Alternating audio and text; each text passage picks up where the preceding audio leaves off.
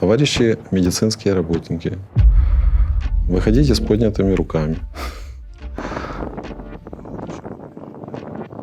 І цепью пішли прочесувати повністю цю зеленку. Ну, так як в військових фільмах показують. Тобто, йдемо і перед собою стріляємо. Видим, не видим.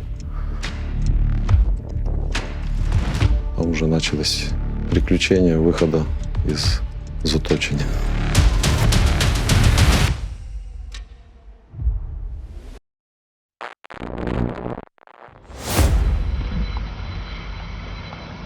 Підрозділ отримав завдання зайняти населений пункт Степанівка. І оскільки йшли активні обстріли з території Російської Федерації, вони почалися майже при штурмі Савромогили і продовжувалися щоденно і дуже тривалими періодами часу. Після того, як ми зайшли в Степанівку, з ходу фактично взяли це село. На той момент казалося, що вже безпосередньо все. Взяли, вибили бандформування. Нам виділили хату, яку покинули люди. І в цій хаті ми розмістили такий імпровізований госпіталь.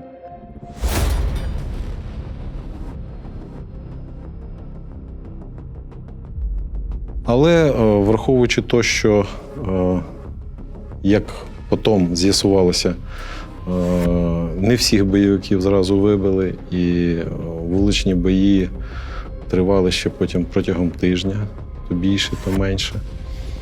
То, відповідно, і обстріли теж тривали.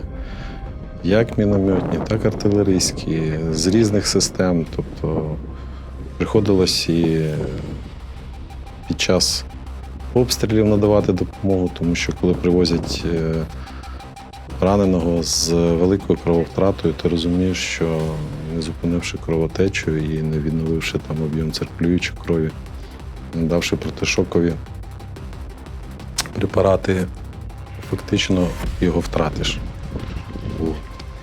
Тому іноді бувало так, що наперекор інстинкту самозбереження приходилось працювати.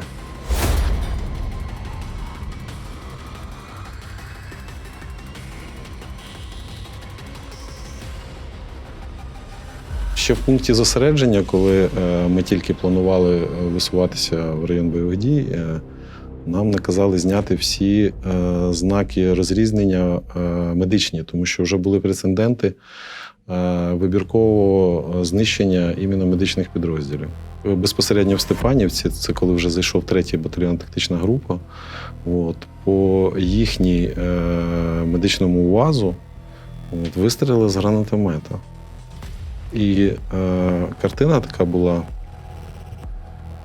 ми називали «кабріолет приїхав». Тобто до УАЗа залишилось тільки лобове скло і передня панель з двигателем, а решта розвернута як квітка.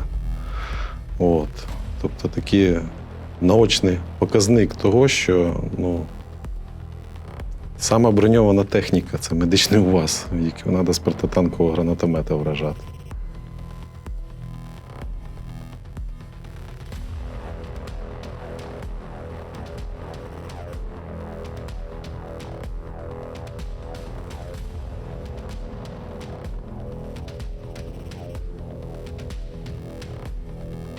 Тривала робота, але більш вона така статична, ми вже не переміщувалися, ми тільки, скажімо так, переходили в укриття, коли були масовані обстріли, тому що з території Російської Федерації, я ще раз повторюся, стріляли постійно, і причому з важкого озброєння. Тобто там і смерчі, і урагани, все як положено було.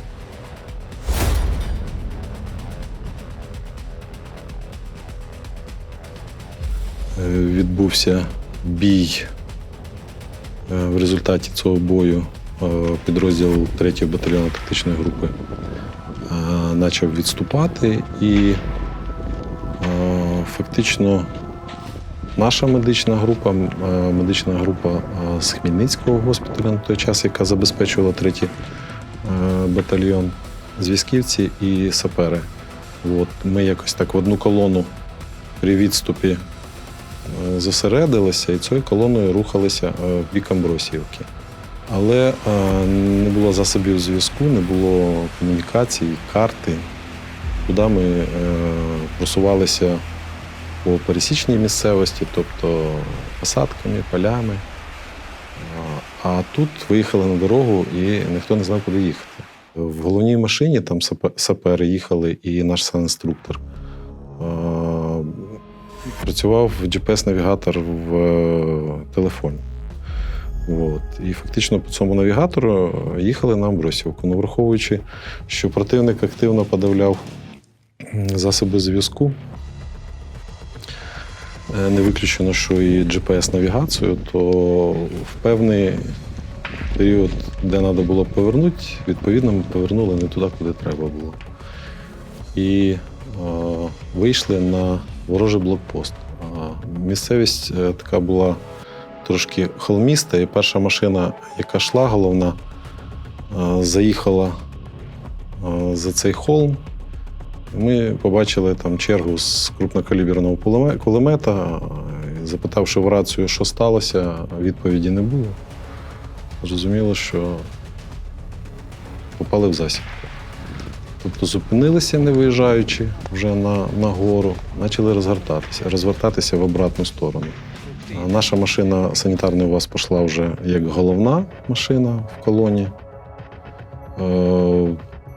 Приїхавши буквально десь кілометра півтора в обратну сторону, це без світла, з виключеними фарами, ми повторно були атаковані вже з другого боку.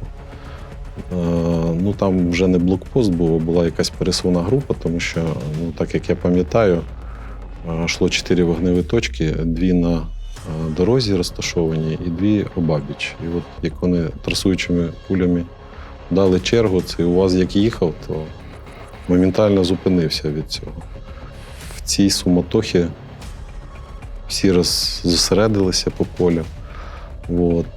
Коли почався бій, відчули, що з боку блокпоста, на який ми попали першочергово, теж пішов вогневий контакт. Тобто нас почали зажимати і оточувати. Ну і водії, які їхали в цій колоні, почали швидко заводити машини і виїжджати куди-небудь в другу сторону. Ну, а наша машина була вже там 4 обода, ні вікон, ні дверей, радіатор тече, бензин тече. І 2 медсестри так і лишилися там, тому що вони навіть не вийшли з машини. От. Ну, коли я їм допоміг вибратися звідти з машини, почали зупиняти ті машини, які їдуть, щоб до когось, ну, сісти, образно говоря. Останній рушав КАМАЗ, і я махав рукою, щоб він зупинився. Дивлюся, він якраз на обочині зупиняється. Думаю, ну от, зараз ми і поїдемо. Вроді КАМАЗ велика машина. Я підбігаю до водительського місця, а за рулем нікого немає. А по дверці так, ну, кров тече. Ну, я зрозумів, що бій триває, тобто потрібно кудись ховатись. Ну і оскільки цей КАМАЗ стояв якраз на обабіч дороги, світив місяць, така місячна ніч була, дуже світло було. А цей КАМАЗ давав тінь на обочину. От ми там залягли. Потім прийшли бойовики. Обстріляли з усіх боків КАМАЗ, чи ніхто не ховається в траві. Потім залізли в кунг. Вони очікували там зброю якусь знайти чи що. Кажу, тут тільки носилки і якісь таблетки. Розвернулись, і тут я почув постріли з гранатомета і взриви техніки вже там на блокпосту, куди поїхала решта автомобілів. Кажуть, може там щось знайдеться, поживіться. Ну, побігли туди. Ми тим часом з дівчатами встали і короткими перебіжками почали уходити в сторону від цієї дороги. Як то кажуть, городами по селі в найближчу посадку. Це все відбувалося вночі, і коли ми вже зайшли в посадку, що почало вставати сонце. Тобто десь 4, там 5 ранку було. Звісно, що всі виснажені, всі в такому стресовому стані. Але я всіх підняв і кажу, ми зайшли, чітко за нами є дорожка, як ми йшли один за одним. І буквально по цій дорожці прийдуть за нами. Тому треба просуватися далі, щоб не знайшли. Ми просунулися трошки далі. Ну і там розосередилися і залягли. Просто серед дерев, там, кущів, через півгодини, через годину, можливо. Почали з'являтися голоси, цокання зброї. І такий характерний русский говор. Товарищи медицинские работники, выходите с поднятыми руками. Мы вам гарантируем жизнь. Декілька разів ця фраза була проговорена. Ну, потім вони розсередилися, чіткі військові команди, тобто розібрали сектора, розставляли всіх на точки і цеп'ю пішли прочесувати повністю цю зеленку. Ну, так як в військових фільмах показують. Тобто, йдемо і перед собою стріляємо, видим, не видим. От. Ну і пройшли серед нас.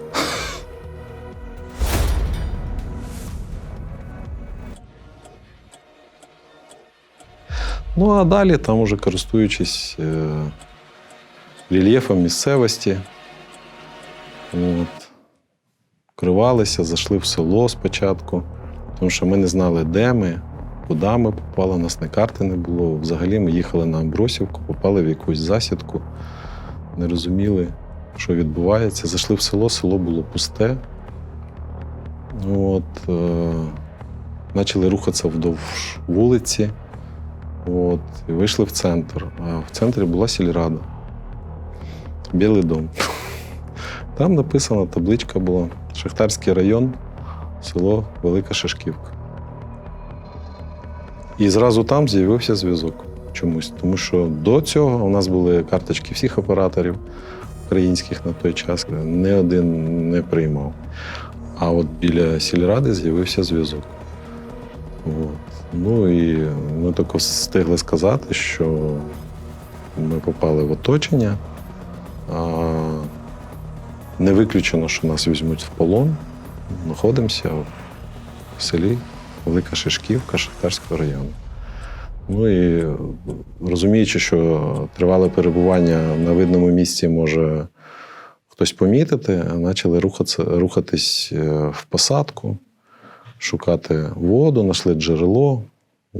І там вже почались приключення виходу з оточення.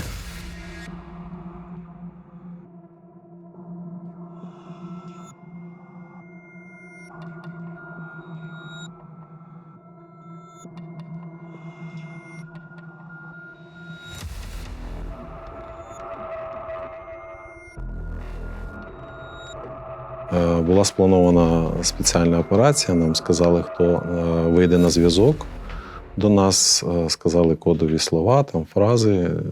Дуже часто на той момент було таких пасток, перехоплювали бойовики розмови і заманювали їх в пастки.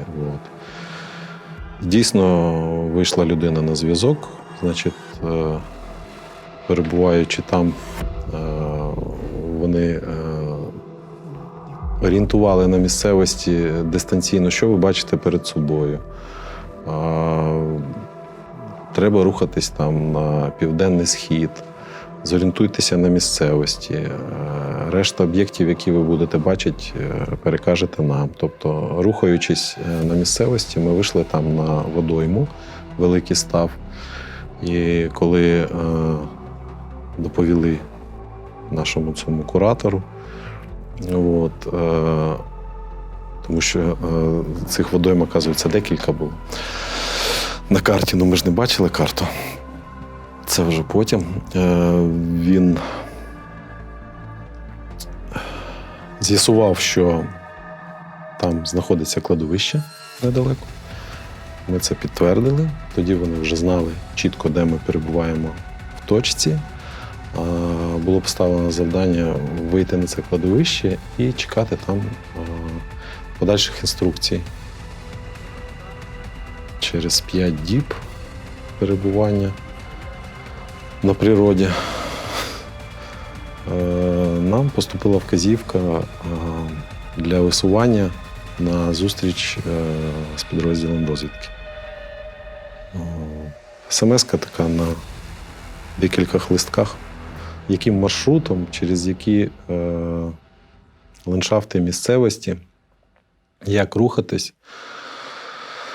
Не знаю, чи не бачачи карти, просто якби вказівка, і це все вночі треба було робити. Частину маршруту ми пройшли так, як було. Треба було завчити на пам'ять цю листівку, тому що включати телефон вночі було небезпечно. Він засвічував. А враховуючи те, що навкруг знаходились бойовики, і там дорога, через яку ми переходили, вона постійно прострілювалась, тобто раз в хвилин 20-30 лунав постріл. Просто так. Світитися теж особо не хотілося. Пройшовши десь половину цього маршрута, ми потім поняли, що не туди йдемо, почали повертатися, кружили всю ніч по полям, по лісам. Коли вже сонце почало вставати, ми зрозуміли, що нас вже буде видно і треба десь ховатися. Опять сховалися в посадку. Вже зовсім з іншим настроєм, тому що і психологічно вже так всі на пределі були, і плюс фізично важко було, тому що вже тиждень ми нічого не їли, пили там струмкову воду з ставка. Розуміли, що довго ми вже не протягнемо. А плюс виходили зарядка з батарей з телефонів. Тому що зразу, як ми попали в цю ситуацію, ми повинімали всі батареї і, по-перше, щоб нас не могли обнаружити по телефону, а по-друге, прийнято рішення було вбивати телефони по очереді, тобто, щоб надовше хватило. Коли зустріч ця не відбулася, на останній батареї залишилася одна рисочка, і ніхто не знав, в який момент вона пропаде. Тому протягом дня ми так всі разом сочинили фразу, яка містила би всю ємкість інформації і була дуже короткою. Тобто, що батареї у нас розряджені, зв'язок може перерватися в будь-який момент, а кожного дня об 11:30 ми будемо виходити. Там був такий об'єкт, який ночі ми натрапили, там закинута ферма була серед поля. На цю закинуту ферму, щоб нас шукали там. На слідуючий вечір ми розділилися, тому що телефон теж не везде брав, там тільки в одному місці. Дівчата пішли на зв'язок, щоб це все проговорити. А я вийшов приблизно по попереднім вказівкам на те місце, де ми мали зустріти групу. І домовленість була, що вони проговорять заучену фразу, заглушать телефон і прийдуть до мене. І перебуваючи там, я помітив пересування вночі. Трава висока і просто видно, як пересуваються постаті. Я почав кликати по іменам. Пересування затихло. І буквально десь через 5-7 хвилин переді мною впритул виросла постать в спортивному костюмі з таким стволом непонятно якої зброї. Я зрозумів, що то глушник, типу ПБС. А від чого? І борода така. Говорить, ти хто? І я так зрозумів, що якщо я зараз ще чуть-чуть замедлю і не скажу нічого, то буде вистріл. Кажу, лікар. І він, розуміючи, що палець вже на спусковому крючку, другою рукою забирає, щоб не вистрілити цей ствол. Говорить, де ви ходите?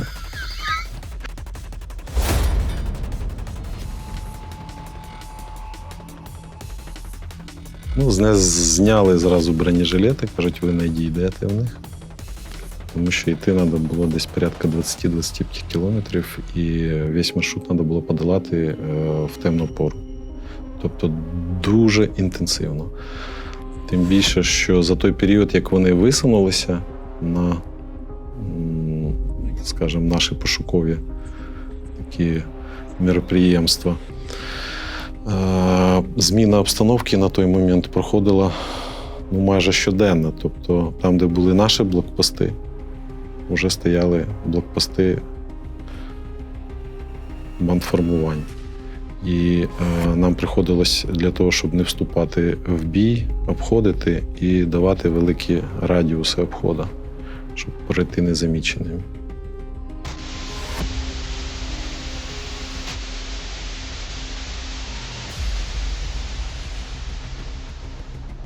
Ну і на слідуючий ранок ми вийшли на батарею 51-ї бригади, самоходна артилерійська батарея, яка на той час вела обстріл по координатам Саур-Могилу, тому що бої ще тривали, а вони знаходились на околиці Петрівського. Ну і спецпризначенці сказали, все, ми своє завдання виконали. Ми йдемо далі. А що нам робити? А зараз запитаю. Він вийшов на зв'язок з керівництвом, їм було поставлено інше завдання, а за нами сказали, що прилетить гелікоптер на евакуацію. Вони накрили вертолітну площадку, там поставили дими для орієнтіра. Ну, враховуючи обстановку, на той час вертоліт при заході на посадку був обстріляний.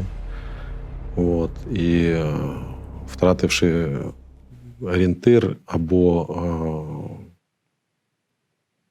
получивши якісь ушкодження, тобто маневр його пройшов так, що він потерпів аварію. Тобто впав на землю і там ще уламком гвинта перелетів мені в голову, я втратив свідомість. Потім надавали допомогу льотчикам, всі сталися живі. Знімали навігацію, визвали аварійно-рятувальний борт, і вже тим бортом нас доставили на той час штаб АТО в Краматорськ. Але це такий незабуваємий політ був, тому що там, якщо брати по відстані напряму, то 20 хвилин льоту. Ми летіли десь 1,5 години. Тобто, минуючи всі можливі підрозділи, звідки може прийти ураження, там вдоль річки, по полю, то таке відчуття, що соняхи по дну цього вертольота били настільки низько. Льотчики іменно орієнтувалися тільки на лініях електропередач. Він здіймався вгору і опять падав, ходив. Тобто таке. В Краматорську ми як сіли, то з того вертоліта не повиходили, а повипадали. Ну, така історія.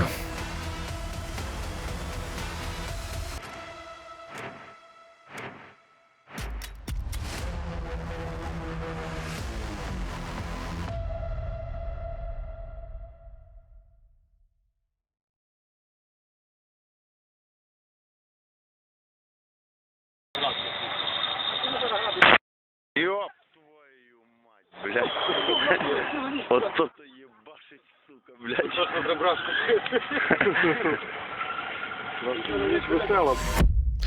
Воїн – це я.